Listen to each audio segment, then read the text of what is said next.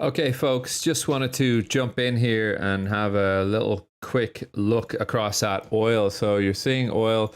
We've had a attention, well, what's being called a flash crash to 111s down below here, a bid back up to 114s. And what's really happened here is that OPEC Plus have signaled, well, just before they started their JMMC and OPEC meeting, they signaled that they're going to be raising by 600,000 barrels a day in June. So that was the rumor going in. They've started the meeting now about 20 minutes ago.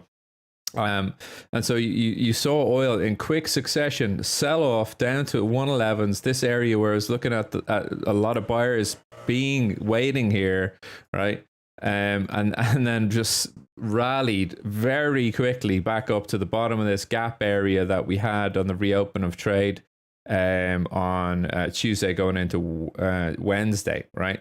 So 114.55s, that area spiked in, can't really hold it. So with the addition, you got the flash down and then rapidly bought back up on the kind of news that they were potentially going to do 600,000 barrels hike to make up for the Russian ban.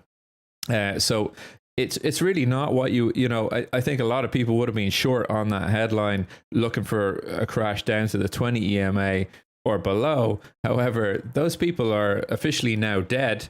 Rest in peace to those bears. And oil being oil, quickly back to the 114.55s. And now nice place for the sellers to get involved here. All right. Now, do I think we're going to hold the line at 114.55s for the high? Well, basically the high of day being just above there, excess into the highs 114.80s.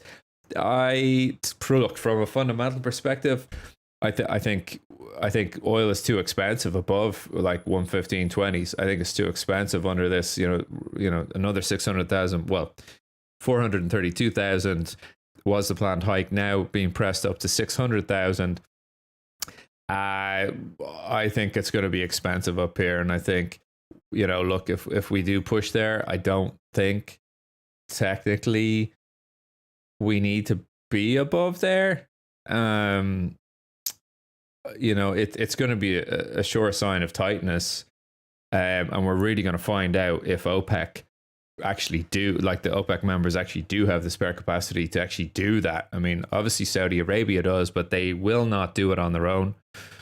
But as a group, OPEC, it'll be interesting to see, can they do that? And we're not going to know that really until we get to next month's meeting, get those quotas all set. But for me, look, oil is never the easiest product to trade. It's a huge, very difficult concoction of fundamentals you have to be weighing up at all times. But for me, I think we've seen the high of day on oil now, notwithstanding OPEC reversing these comments on 600,000 barrels addition. If they reverse those comments, fine, new highs on day. If they don't, and I really don't think they will now, because they've signaled that they're doing this before the meeting started, I think we've seen the high of day on oil, and you haven't seen the lows on oil today. That's my hypo. I think there's going to be an absolute shit show for this market to try and sell down below 110s, but I think it's going to happen. Now, below, there's a lot of protection below. I mean, look, I can't see oil selling down, to the 100s. But look, I've seen things like that happen before, but I just don't know if today is going to be that day. So look, I'm holding shorts from the top of that push there around the 114.55s. I'm looking for the big one on this. Definitely, I think a breakdown. Definitely a breakdown in 110.60s. Will we get through the 20?